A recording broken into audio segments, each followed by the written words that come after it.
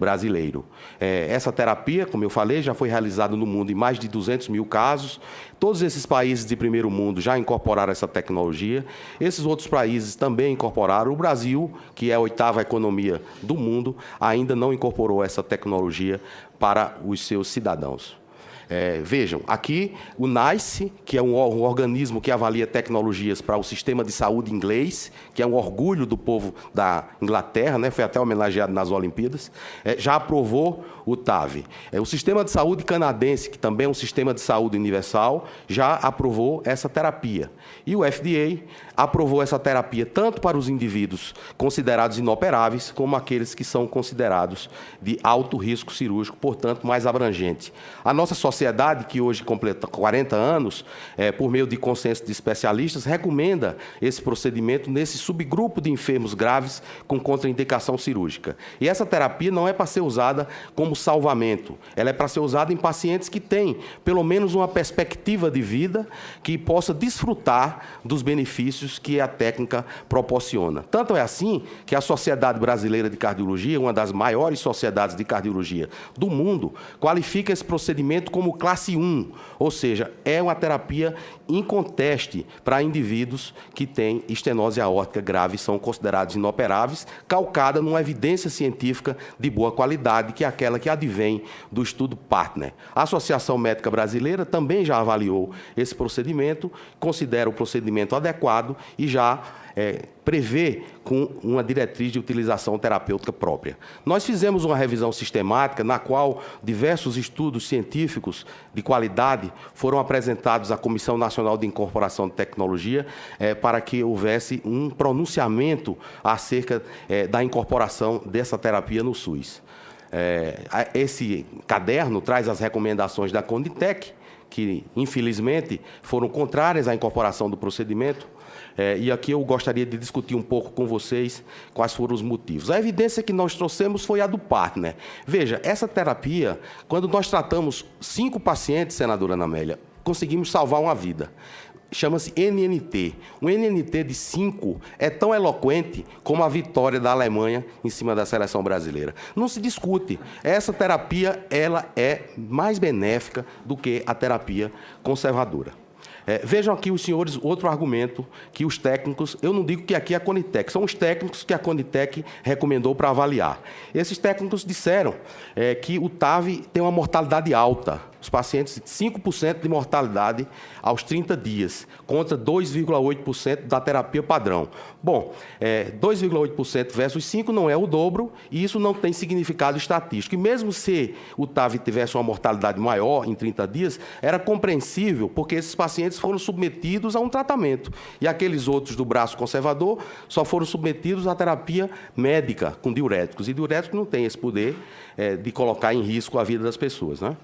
De tal sorte que os dados do Partner eles são absolutamente adequados. Aqui eu trago os dados do DataSUS, isso é uma conquista da sociedade brasileira, o DataSUS, porque mostra isso, senador Humberto Costa, de maneira muito transparente para que a população consiga ver, né? Então, veja, cirurgia valvar pelo SUS no Instituto Nacional de Cardiologia. A mortalidade nesses pacientes que implante valvar, 11%. Portanto, é o dobro da verificada no estudo Partner. E quando observamos com outras situações associadas, essa mortalidade ela é maior ainda. Veja, nos indivíduos de 65 anos, senadora Ana Amélia, a mortalidade pode chegar a valores até de 25%, portanto, 5 vezes maior do que aquela que foi questionada no estudo Partner, né? De tal sorte que a própria instituição padrão do Ministério da Saúde tem uma mortalidade maior e nós achamos que não é muito apropriado se dizer que a mortalidade com o TAV é elevada e, por isso, se inviabilizar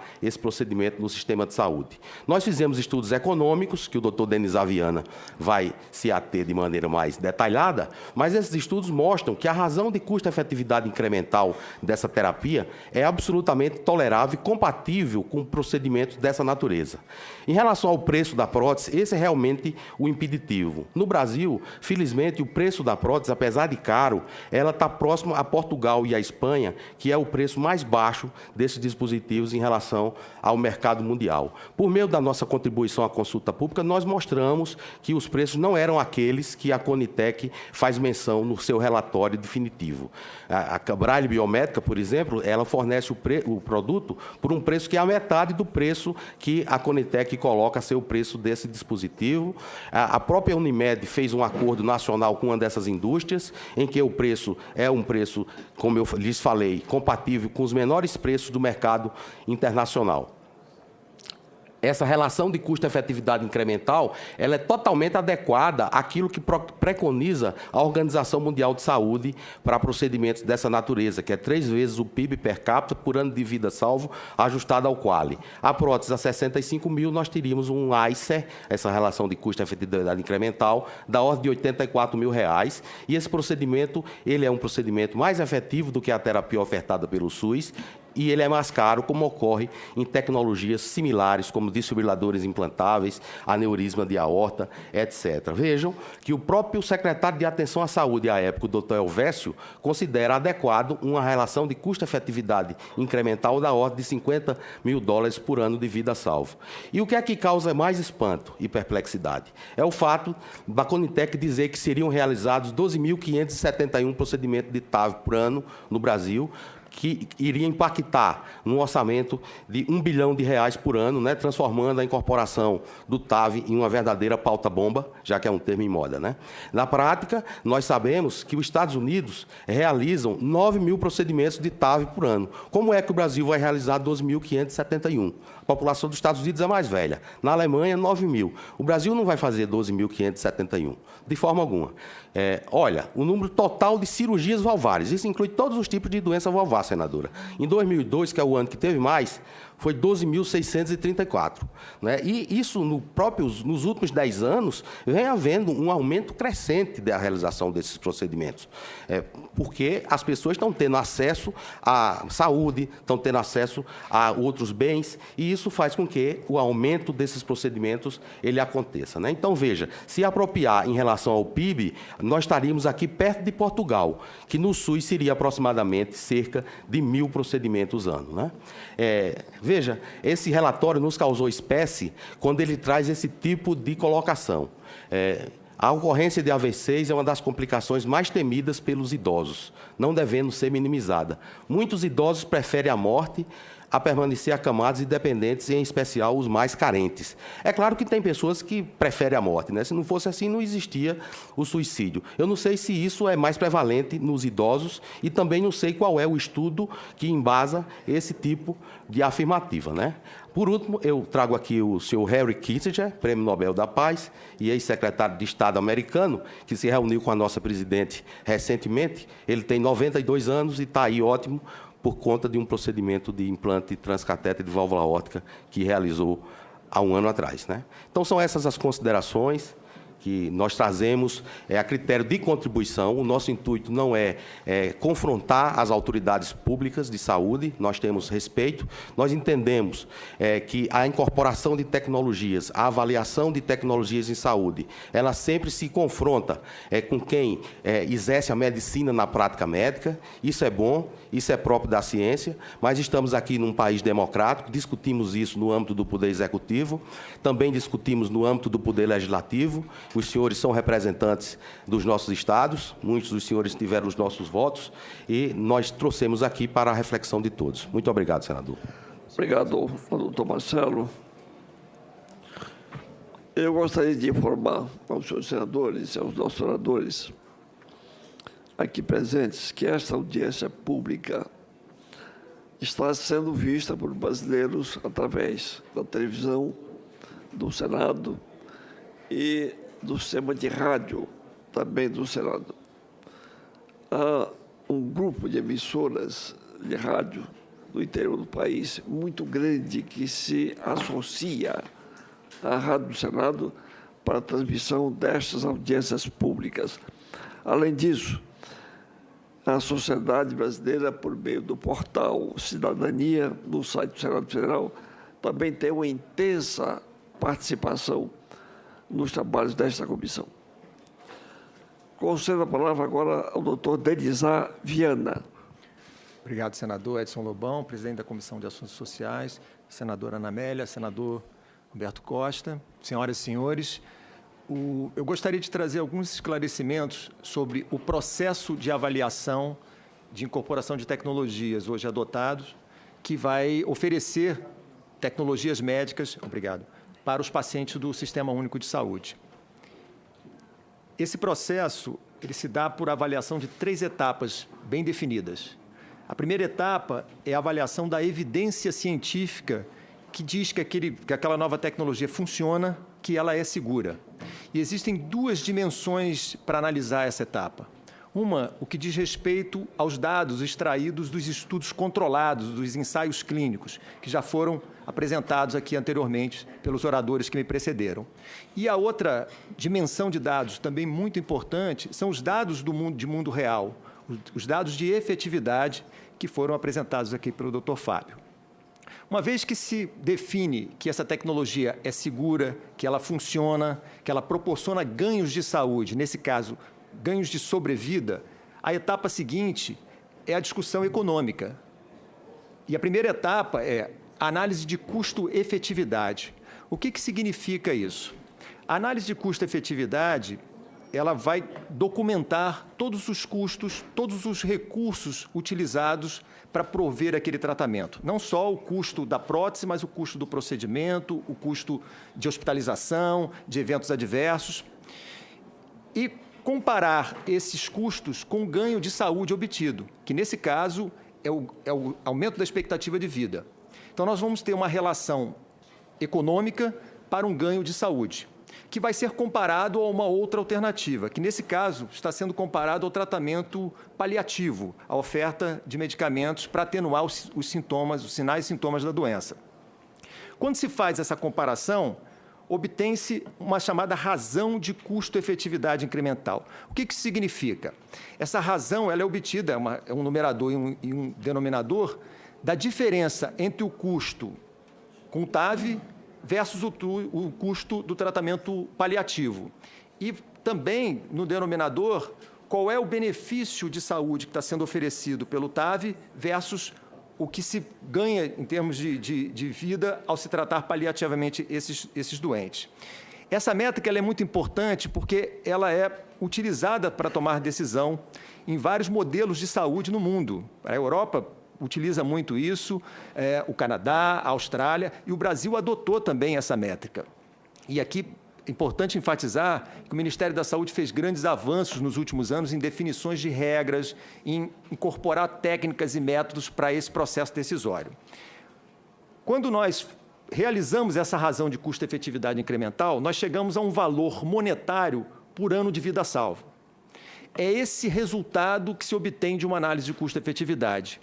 E é o resultado que um tomador de decisão, seja ele o formulador de política de saúde, um gestor, vai comparar diversas alternativas de tratamento para saber, diante de um orçamento que a gente sabe que é limitado, que é escasso, qual a alternativa que pode proporcionar um maior ganho de saúde pelo recurso financeiro que é depositado nessa alternativa. Então, nós temos aqui uma razão monetária, um valor monetário por ano de vida salva. Os resultados especificamente dessa comparação nos mostraram o seguinte: a alternativa com o TAV, feita através de modelagens, nós utilizamos esses dados que foram apresentados de eficácia, obtemos dados de custo da realidade brasileira do tratamento no cenário do Sistema Único de Saúde e fazemos projeções probabilísticas em relação à história natural da doença e os benefícios que uma determinada tecnologia tem em melhorar a qualidade de vida e melhorar a sobrevida. E comparamos a alternativa vigente, que nesse caso é o tratamento paliativo. O resultado nos mostra um custo final médio para essa alternativa de R$ 91 mil e o tratamento paliativo, o tratamento medicamentoso, de 10 mil. Isso dá um custo incremental, a diferença entre esse e outro, de 81 mil. Em relação ao ganho de saúde, a efetividade que é medida, nós temos um ganho em termos de expectativa de sobrevida de 2,74 para essa alternativa, 1,78 para essa, o que dá um ganho incremental de 0,96. Essa razão de custo-efetividade incremental nada mais é do que a divisão desse valor monetário pelo valor ganho em termos de efetividade. Isso vai dar esse número mágico, essa razão de custo-efetividade incremental, que quando exposta para o tomador de decisão, ele pode tentar usar o recurso onde ele possa obter mais ganhos de saúde com o mesmo recurso. O modelo também nos permite fazer projeções, e foi mostrado, inclusive, pelo Dr. Marcelo, diante de diferentes preços do custo da TAV, da prótese, o que isso proporcionaria em termos de redução da razão de custo-efetividade incremental. O que é importante esses modelos? É, de certa forma, orientar também quem vai tomar decisão de que, no momento em que isso ganhar volume em termos de compra, de negociação, há uma possibilidade de redução do preço dessa prótese, e isso vai proporcionar benefícios em termos dessa razão de custo-efetividade incremental. Essa chamada análise de sensibilidade é uma técnica estatística muito utilizada nesses estudos para lidar com as incertezas que ocorrem com esse tipo de abordagem. Existem incertezas biológicas relacionadas à eficácia, aos dados epidemiológicos, e existem incertezas econômicas que, quando nós utilizamos esse recurso da análise de sensibilidade, nós plotamos aqui, isso aqui são vários pontos, são 10 mil pontos de possibilidade de variação. E qual é o objetivo dessa técnica? É exatamente chegar a uma conclusão de que, nesse quadrante aqui, há um benefício em termos de aumentar a expectativa de vida comparado a um potencial de redução, de perda com essa técnica do TAV. Então, todas essas simulações, elas se projetam nesse quadrante, que é um quadrante que mostra o benefício desse procedimento. E quando comparado essa relação econômica com ganho, ela está muito semelhante a técnicas já incorporadas no Sistema Único de Saúde, como o cardiodesfibrilador implantável. Um problema agora crítico na realidade brasileira é que, apesar do Ministério da Saúde definir que um dos parâmetros da tomada de decisão é a análise de custo-efetividade, o Ministério não define qual é esse limiar, porque isso tem que ser feito. Vários países definem. Exemplo, o Reino Unido define que o limiar de razão de custo-efetividade incremental é de 20 mil libras esterlinas por anos de vida ganhos ajustados para a qualidade. Se nós não adotarmos uma medida, isso vai ficar simplesmente a critério daquele que vai decidir e vai indicar se isso deve ser incorporado ou não. Então, a pergunta que fica: qual é a nossa razão de custo-efetividade incremental? Talvez, para tornar isso de forma mais clara, era o mesmo que se nós adotássemos a utilização de um termômetro para aferir a temperatura do paciente. Se nós não definirmos que acima de 37 graus Celsius é febre, nós não teríamos parâmetro. Exatamente isso que a razão de custo-efetividade incremental nos dá. E a última etapa é exatamente definir o quanto, uma vez decidido a incorporação desse procedimento, vai custar para o Sistema Único de Saúde. O que é uma análise de impacto orçamentário? Faz-se uma estimativa epidemiológica ou por demanda de qual a população elegível para essa tecnologia, faz-se uma projeção no tempo, normalmente em 5 anos, o quanto essa tecnologia vai ser incorporada ao longo desse período, e compara-se o cenário atual, que seria o cenário sem esse procedimento, sem o TAV, e o cenário futuro incorporando essa tecnologia. A diferença entre isso é o impacto orçamentário. Qual é a importância dessa informação? É prover o tomador de decisão da necessidade de uma provisão orçamentária para a incorporação desse procedimento. E só para dar o exemplo de como isso é feito nessa simulação, nós teríamos 3 cenários aqui. Esse é o cenário base, o chamado cenário conservador, que mostra que, de acordo com esses dados epidemiológicos, a incorporação do TAV ao longo dos 5 anos estaria na casa de 486 milhões. Num cenário mais agressivo, de incorporação, de mais liberal, isso atingiria quase o dobro. Hoje, esse cenário atual é o cenário onde não existe o financiamento do Sistema Único de Saúde para essa tecnologia, e ela se dá, muitas vezes, por verbas de pesquisa de hospitais de forma isolada. Isso aqui é só para mostrar que o componente da prótese é o componente de maior impacto no orçamento, e à medida que o Ministério tenha um poder de compra maior, isso provavelmente vai cair na negociação com as empresas que produzem. E, ao final, mostrar que esse diagrama, chamado diagrama de tornado, também é uma análise de sensibilidade que mostra qual é o item de maior peso nessa métrica. E exatamente é o custo da prótese, o peso maior, e que pode ser, ao longo do tempo, reduzido para poder prover mais pacientes ao acesso dessa tecnologia. Muito obrigado. Obrigado, doutora Elisa Viana. Concedo a palavra à nossa senadora Ana Amélia. Eu gostaria de pedir que acendessem as luzes aqui. Olha, foi uma aula aqui porque, como eu disse no começo, eu queria agradecer muito ao senador Humberto Costa, nosso ex-ministro da Saúde, e ao senador Cássio Cunha Lima. Essa contribuição dada aqui foi relevante. Como o nosso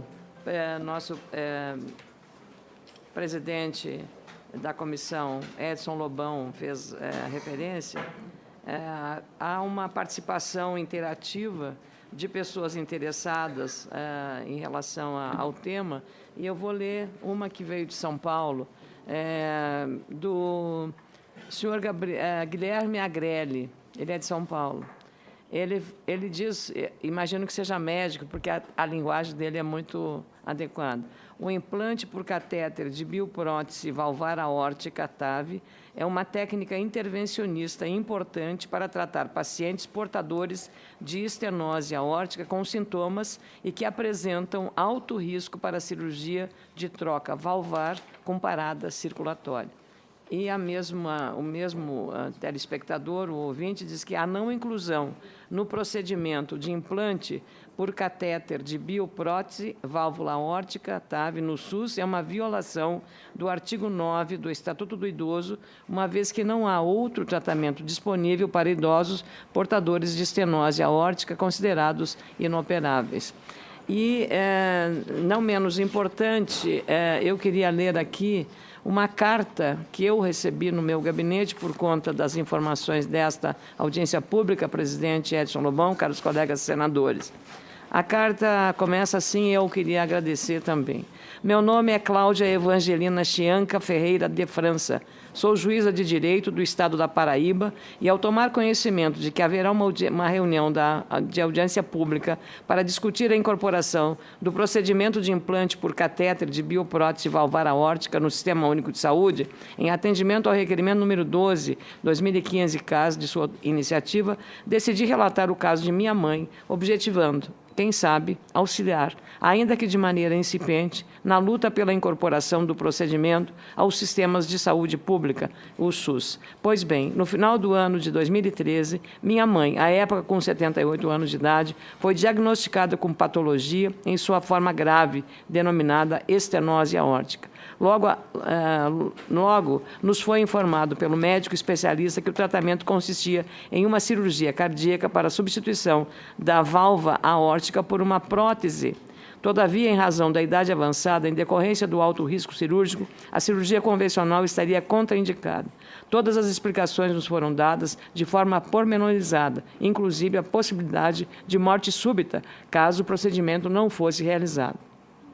O médico nos informou que existia a possibilidade de substituição da válvula por meio de uma nova técnica, menos invasiva, que consistia no implante do catéter de bioprótese valvar aórtica TAV. Também nos foi informado que nem o SUS, nem os planos de saúde não disponibilizavam tal cirurgia. Não poderíamos, entretanto, apenas nos resignar e esperar uma morte precoce de nossa mãe, que, apesar de ser uma pessoa idosa, é lúcida e com muita vontade de viver e com boa qualidade de vida. A partir daí, travamos uma batalha na esfera administrativa junto ao plano de saúde, ao qual minha mãe é usuária, que negou a realização do procedimento. Decidimos, então, através do Poder Judiciário, obter uma decisão para compelir a cooperativa de saúde a realizar o procedimento que tivemos êxito. Após uma exaustiva batalha, o procedimento foi realizado com sucesso. Após 1 ano e 6 meses, asseguro que minha mãe tem uma boa qualidade de vida, voltou a sentir a alegria de viver, ânimo, retornou à vida normal, realizando as atividades que gostava antes de surgirem os sintomas da doença. Com esse relato, quero deixar registrada a minha opinião sobre a importância do procedimento para a melhoria da qualidade de vida de pessoas idosas. No meu modesto entendimento, não é justo nem legal que consideremos o idoso com a patologia de estenose aórtica como pessoa condenada à morte e aos sofrimentos físicos e psíquicos causados pelos sintomas da doença, razão pela qual atual, ao tempo em que parabenizo Vossa Excelência pela iniciativa, venho pedir que todos os esforços sejam empreendidos para que o Sistema Único de Saúde e Suplementar disponibilizem o procedimento aos idosos que dele necessitam. Eu queria agradecer a Cláudia Evangelista Chianca Ferreira de França por essa contribuição tão valiosa, porque mais importante do que um relato é uma experiência pessoal de um caso concreto que podemos avaliar melhor.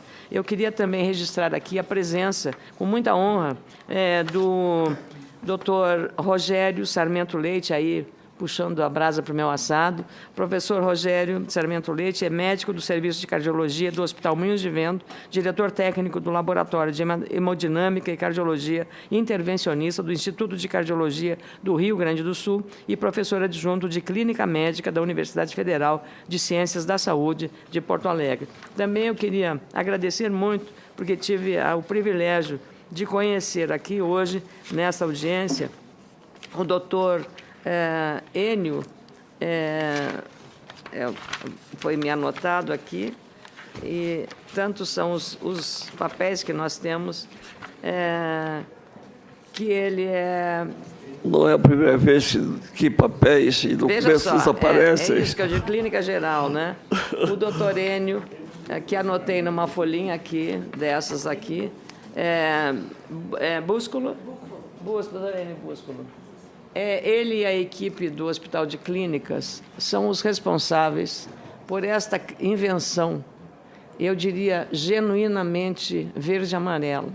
Então, é muito honroso para nós, doutor Enio, que o senhor tenha estado presente nesta audiência pública, e eu acho que mais do que, tanto quanto nos preocuparmos com a saúde das pessoas idosas que tenham essa patologia, que possam disponibilizar esse tipo de tratamento, eu diria, reconhecer a contribuição dos pesquisadores e cientistas brasileiros, como o Dr. Búsculo, tenham, com a sua equipe, descoberto uma válvula, um catéter, que tenha essa eficiência. Então, acho que nós, brasileiros, temos que valorizar um trabalho de muito tempo, de muitos anos, então, também nesses aspectos. E cumprimentar a Patrícia Braille Verde, que digamos, a diretora da empresa brasileira que fabrica esses equipamentos. Mas eu não vou me estender, porque o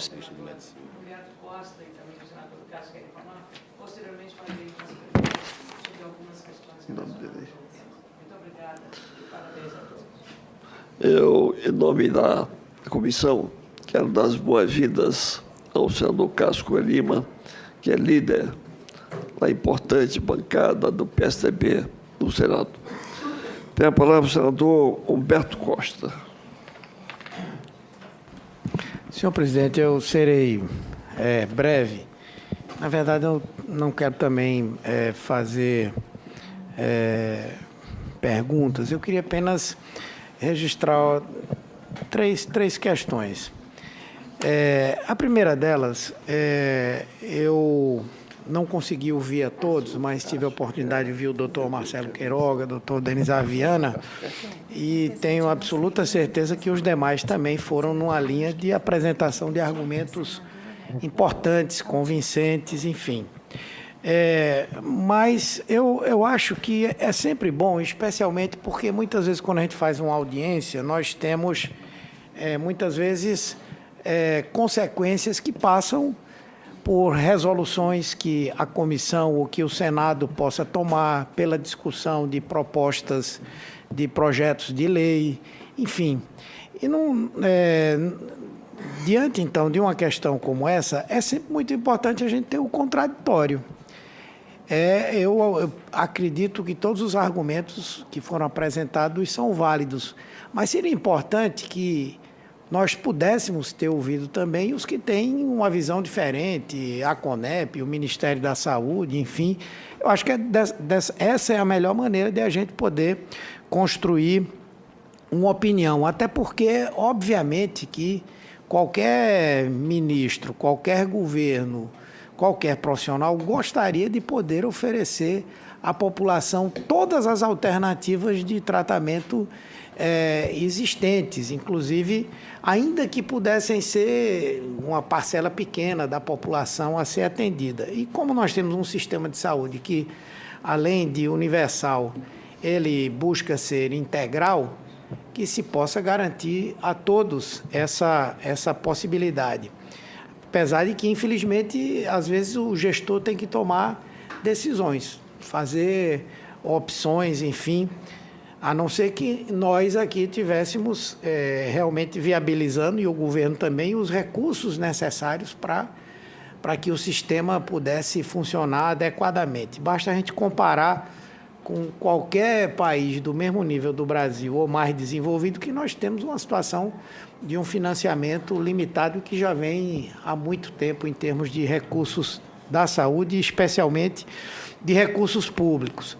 E eu reforço isso, inclusive, porque nós recentemente tivemos a conclusão de um trabalho por parte de um grupo que envolveu não somente o Ministério da Saúde, mas uma série de outros órgãos do governo, órgãos da sociedade, órgãos científicos, que elaborou um relatório que procura exatamente estabelecer alguns parâmetros, né, para tornar mais transparente os processos em que há utilização de próteses e órteses, que procura estabelecer parâmetros também de custo, que procura resolver distorções gravíssimas, como as que ensejaram a própria criação de uma CPI aqui no Senado, uma na Câmara e no Senado, para tratar do tema das órteses. Então, ao mesmo tempo que eu acho que a contribuição de hoje aqui ela é extremamente importante, mas eu sugiro que nós possamos, num outro momento, né, trazer uma visão diferente, no sentido de ter, de um lado, talvez mesmo alguns ou todos dos que estão aqui, mas também a gente ouvir um pouco a questão da CONEP, por exemplo. Eu tenho uma visão extremamente crítica sobre a CONEP, especialmente dessa vinculação dela ao Conselho Nacional de Saúde. Mas aqui foi dito, inclusive, que o estudo que ensejou essa portaria partiu da convocação de técnicos também, que devem ter a sua qualificação também para opinarem sobre esse assunto. Então, a minha sugestão seria essa, que a gente pudesse ter essa discussão, porque, sem dúvida, daqui a pouco nós vamos estar discutindo um projeto de lei, ou uma proposta, ou uma recomendação, alguma coisa assim. Obrigado. Eu agradeço muito a manifestação do senador Humberto Costa. Eu até deveria ter, antes de começar a falar, a ter abordado, porque quando terminou a exposição de cada um dos nossos ilustres convidados, eu exatamente pensei na necessidade que tivéssemos aqui um representante do Ministério da Saúde, da área específica desse setor, exatamente para estabelecer isso, quais as dificuldades, qual é a realidade que vive o SUS do ponto de vista do financiamento, quais são as objeções, porque aqui, aí publicamente, com as pessoas acompanhando, teríamos isso. Então, o senador Humberto Costa, que, aliás, foi o relator da CPI no Senado Federal das órteses e próteses, então, está muito habilitado nessa matéria.